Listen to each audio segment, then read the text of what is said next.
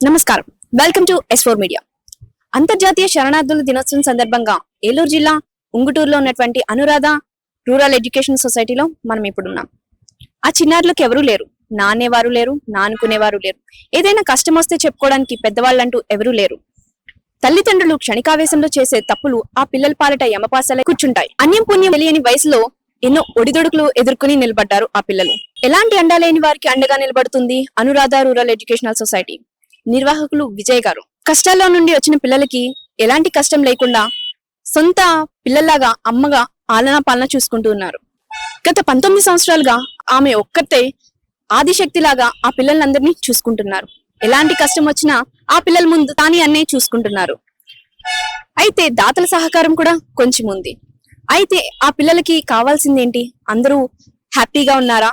ఏమైనా ఇబ్బందులు ఎదుర్కొంటున్నారా? 19 సంవత్సరాలుగా ఒక్కటే మహిళ ఇంతలా చేశారు. ఒక నలుగురు పిల్లలకి పెళ్లిళ్ళు కూడా చేసి పంపించారని విన్నాం. ఇవన్నీ కూడా ఆమె మాటల్లో అడిగి తెలుసుకునే ప్రయత్నం చేద్దాం. నాతో రండి.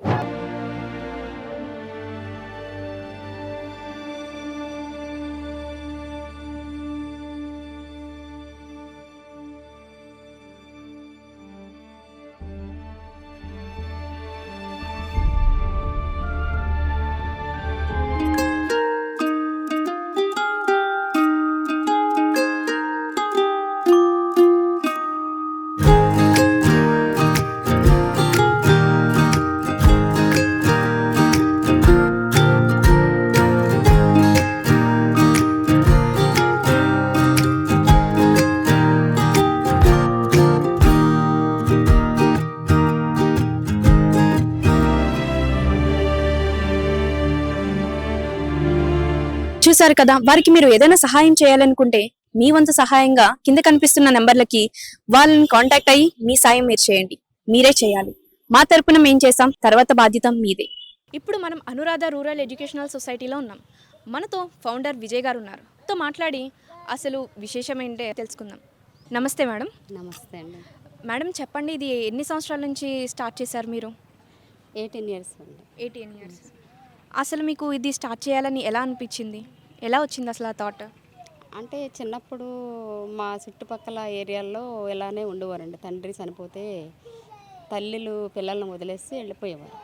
అలాంటి పిల్లలందరూ మా ఇంటి చుట్టూ చేరి ఉండేవాళ్ళు అనమాట. వాళ్ళని చూసి నాకు కాస్తంత నేను చిన్నప్పటి నుంచే చేయటం నాకు అలవాటైంది, ఇష్టమైంది అనమాట.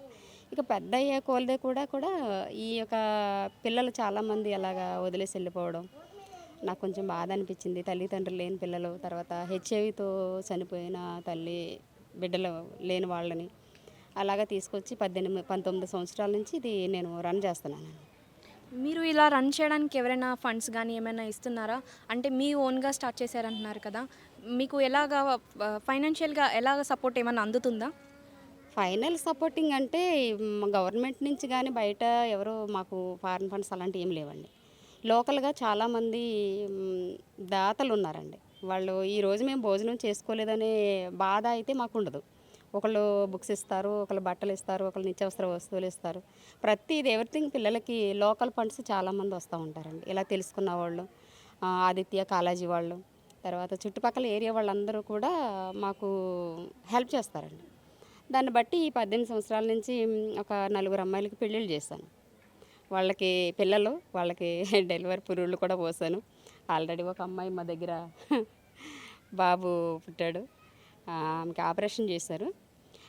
మేము ఎవరిని మీకు ఎంత అవుతుందండి, ఈ పూట భోజనం పెడతాకి ఎంత అవుతుంది, ఏమి ఇమ్మంటారు అని అడుగుతారు. కానీ ఎప్పుడు మేము ఒకటే చెప్తామండి, మేము అంతా ఇంత అని అడగం మేడం. సార్ మీరు ఎంత ఇవ్వాలనుకుంటే, మీ ప్రేమపూర్వకంగా మీరు ఎంత ఇవ్వాలనుకుంటే అంత ఇవ్వండి. దాన్ని బట్టి మీరు వంట చేయమంటే చేసి మేము పెడతాం, మీరు వచ్చి వడ్డించుకోవచ్చు. లేదు అంటే కనుక మీరు ఎలా అయినా, లేదంటే పిల్లలకి ఇది ఇస్తాము ఇది చేయండి అని ఒకళ్ళు ఇచ్చేసి వెళ్ళిపోతారు. ఒక్కొక్కళ్ళు అయితే వడ్డించుకుంటారు, ఒక్కొక్కళ్ళు అయితే సరుకులు ఇస్తారు, ఒక్కొక్కళ్ళు అయితే బుక్స్ ఇస్తారు. ఎవ్రీథింగ్ అన్నీ ఈ 19 సంవత్సరాల నుంచి కూడా ఎవరో ఒకళ్ళు ఏదో ఒకటి ఇస్తూనే ఉంటారు. దేనికి ఇప్పుడు ఎవరికైతే పిల్లలు సంతోషంగా ఉంటారండి, హ్యాపీగా. మీ దగ్గర చదువుకుని పెద్ద అయిన వాళ్ళు వేరే ఎక్కడైనా జాబులు చేయడం కానీ, వాళ్ళు మిమ్మల్ని చూడడం కానీ అలా ఏమన్నా జరుగుతుందా? అలా ఏం లేదండి, అటువంటి స్వార్థం ఏమి లేదు. కాకపోతే అమ్మాయిలకే పెళ్ళిళ్ళు చేశాను, నలుగురు అమ్మాయిలకి కూడా. వాళ్ళు మంచిగా కాపురం చేసుకుంటున్నారు. మా దగ్గరికి ఎప్పుడన్నా పండగలు వచ్చినప్పుడు ఇలా డెలివరీలు అయినప్పుడు నా దగ్గరికి వస్తూ ఉంటారు. వాళ్ళ అవసరాలు తీర్చుకుని వెళ్ళిపోతారు. ఎంతైనా వాళ్ళ పుట్టిల్లు ఇదే కాబట్టి ఇంకా పుట్టిల్లు. ఇక్కడికి వస్తాం. ఒక కార్యక్రమంలో ఒకళ్ళు మంచాలు పరుపులు అవన్నీ పెట్టారండి పిల్లకి లాస్ట్ ఇయర్ పెద్ద అబ్బాయికి. ఇప్పుడు ఆపరేషన్ చేశారు. ఒక 5 నెలల వరకు ఉంచుతానంటే అమ్మ మా ఆయన వండుకోలేడు, మా అత్తగారు వాళ్ళ చోట వెళ్ళిపోతాను అంటుంది. సరే అమ్మ నీ ఇష్టం. ఇంకా వాళ్ళ గురించి మేము ఆశించేది అయితే ఏమి ఉండలేదండి. వాళ్ళకు ఒక ఫ్యామిలీ, అంటే ఫ్యామిలీ లేకోకుండా నా దగ్గరికి వచ్చారు. ఆ, తను అయితే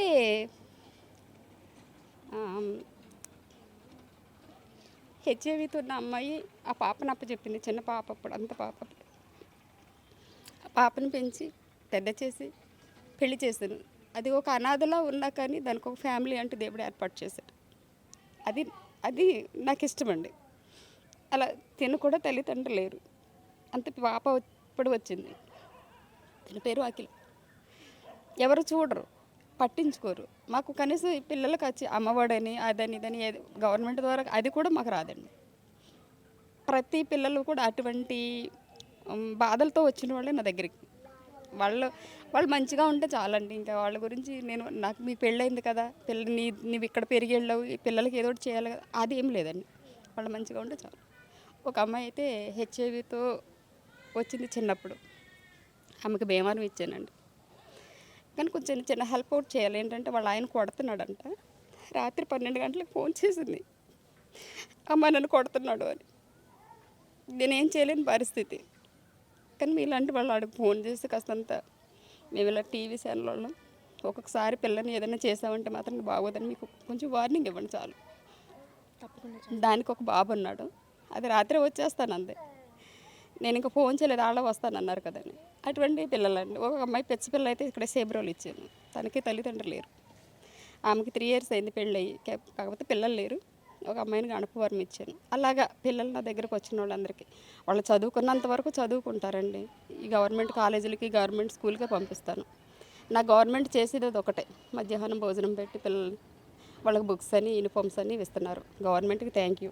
కానీ ఇంకా కొంచెం ఆ పిల్లలకి ఏదన్నా చేస్తే, వాళ్ళ పెళ్ళిళ్ళ సమయంలో నేను వాళ్ళ ఇంటికి వెళ్ళి వీళ్ళ ఇంటికి వెళ్ళి డొనేషన్ అడగకోకుండా వాళ్ళకంటూ ఒక ఏర్పాటు చేస్తే చాలా ఆశపడుతున్నాను. కానీ అలా పట్టించుకునే వాళ్ళు ప్రస్తుతానికి ఈ 19 సంవత్సరాల నుంచి ఎవరూ లేరు, రాలేదు కూడా. దాని గురించి కూడా నేను ఆశపడట్లేదు. ఈ పిల్లలు ఎలా ఉన్నా మంచిగా ఉంటే చాలు, అదండి నా కోరిక. పిల్లలు మీతో ఎలా ఉంటారండి? అసలు వాళ్ళకి అమ్మా నాన్న ప్రేమ అనేది అసలు చాలామంది చూసుకుని కూడా తెలియకుండా కూడా వచ్చి ఉంటారు కదా ఇక్కడికి. అసలు మీరు వాళ్ళతో ఎలా ఉంటారు? వాళ్ళు మీతో ఎలా ఉంటారు? అది వాళ్ళనే అడగండి. అది వాళ్ళని అడిగితేనే తెలుస్తుంది. నేను కొన్ని అబద్ధాలు చెప్పొచ్చు. వీళ్ళు నాతో మంచిగా ఉంటారండి, నేను బాగా ఆడుకుంటాను వాళ్ళతో అనేది నేను చెప్పడం కాదు. వాళ్ళనే పర్సనల్గా పిలిచి మీరు ఎలా ఉంటారో, ఆవిడ మీరు ఏమని పిలుస్తారు, ఆవిడ మీరు ఎలా అని వాళ్ళని అడిగితే వాళ్ళే చెప్తారు. అబ్బాయిల్ని పెంచడం అంటే ఒక విషయం అయితే, అమ్మాయిలని అయితే ఒక వయసుకి వచ్చేసాక అమ్మాయిల్ని చూసుకోవడం అనేది కూడా చాలా పెద్ద విషయం అసలు. ఇక్కడ మొత్తం అందరూ చాలామంది ఆడపిల్లలు ఉన్నారు. వాళ్ళని అసలు మీరు ఎలా చూసుకుంటున్నారు అసలు? అదే అది గుడ్ క్వశ్చన్ అండి మీరు అడిగింది. చాలా అది నాకు ఇష్టమైన క్వశ్చన్ అది. ఎందుకంటే ఒక చిన్న 9 నెలల పిల్లలకు కూడా ఈ మన దేశంలో రక్షణ అనేది లేదండి. ఫస్ట్ ఆఫ్ ఆల్ ముందుగా ఆడపిల్లలకి రక్షణ అనేది లేదండి. రోడ్డు మీదకి వెళ్ళి ఆడపిల్ల ఎప్పుడు వస్తుందో కూడా మనకు భయం. కాబట్టి నేను ఎందుకంటే వాళ్ళని ఎక్కువగా సంరక్షించేది, ఎందుకంటే నేను స్కూల్ నుంచి ఇంటికి, ఇంటి నుంచి స్కూల్ తప్ప వేరే ప్రపంచం నా పిల్లలకి తెలియదండి. వీళ్ళకి నేను అలాగే పెంచుకుంటాను. అటువంటి సంరక్షణ నాకు ఆ పిల్లలకు ఉండాలి అని ఆ ఆడపిల్లలనే నేను ఎక్కువ తీసుకుంటాను. వాళ్ళకి నా వంతు సహాయం ఇదే, నేను చేసే సేవే అలాగే నేను చేసే సహాయం. నేను ఇచ్చే వాళ్ళకి ఒక ఫ్యామిలీ లేని వాళ్ళకి ఫ్యామిలీ ఇవ్వడం, వాళ్ళు అనాథలం కాదు, మాకంటూ ఒక ఫ్యామిలీ ఉన్నది అనే సంతోషాన్ని వాళ్ళకి ఇవ్వాలని నా ఆశ. అదండి నేను చేసేది. అసలు వీళ్ళందరూ అనాథ పిల్లలే అని మీరు ఎలా డిక్లేర్ చేస్తారు? మీ దగ్గరికి ఈ పిల్లలందరూ ఎలా వస్తారు అసలు?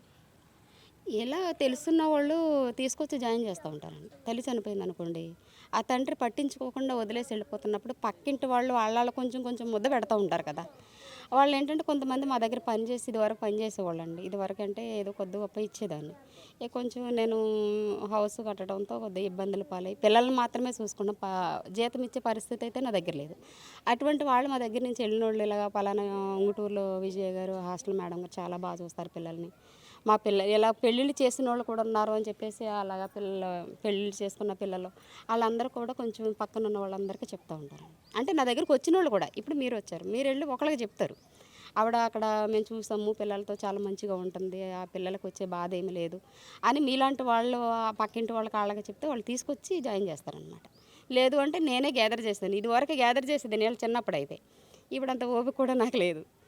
అందుకని ఇంకా ఎవరైనా తీసుకొస్తే తల్లిదండ్రులు లేని పిల్లలు మాత్రమే తీసుకుంటాను. తర్వాత ఒకటి ఏంటంటే తల్లి లేకపోయినా తండ్రి లేకపోయినా వాళ్ళ పరిస్థితి నాకు చిన్నప్పటి నుంచి తెలుసు కాబట్టి వాళ్ళని నేను తీసుకుని గ్యాదర్ చేస్తాను. తర్వాత ఎవరో ఒకరు తీసుకొచ్చి జాయిన్ చేస్తారండి. వీళ్ళందరూ లోకల్ వాళ్ళు అయితే కాదు, అక్కడక్కడ వాళ్ళు. మరి అడాప్షన్ కంటూ వస్తారు కదా, అలా ఎవరైనా మీ దగ్గర నుంచి అడాప్షన్కి ఎవరైనా వెళ్ళారా? చాలామంది వచ్చారండి. అసలు అలా ఇవ్వడం నాకు అస్సలు ఇష్టం లేదండి. ఎంతమంది పిల్లల్ని తీసుకొచ్చినా దేవుడి దయ వల్ల నేనే పెంచుతాను, నేనే పెళ్ళిళ్ళు చేస్తాను తప్ప నాకున్నంతలో ఎవరికి అడాప్ట్ చేయడం అనేది, ఇవ్వటం అనేది, దత్తత అనేది ఇవ్వనని చెప్పేస్తానండి. చాలామంది నాకు ఎకరాలు ఇస్తానని వచ్చారు.